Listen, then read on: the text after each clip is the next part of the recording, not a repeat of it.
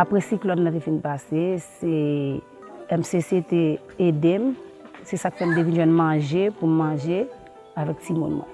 C'est après cyclone nan nous devine joindre diri, maïs, pois pour le moins pondre.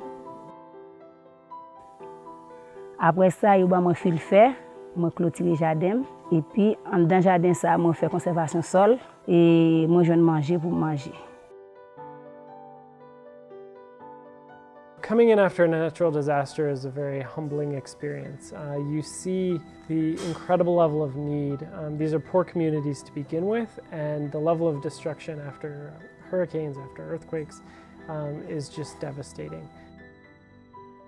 Pourquoi n'a fait projet ça parce que désastre cyclone yo les frappé yo mettait en pile monde dans situation côté yo pas vivre encore.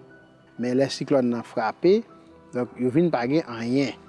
Parce que ça qui j'ai vivre, c'est jardin, c'est bête, et puis c'est ça qu'ils gagnent et dans la cour pour vivre, pour manger. Je nos bagages chaque jour pour manger.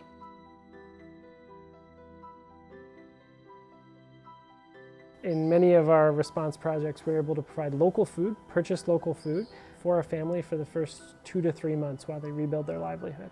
That allows them to get their feet back on the ground without having to use the very few resources that they would have left. And then in the very long term, we've helped them build these soil conservation structures so that they can have productive gardens for years ahead that aren't subject to erosion, that are less vulnerable if another disaster comes.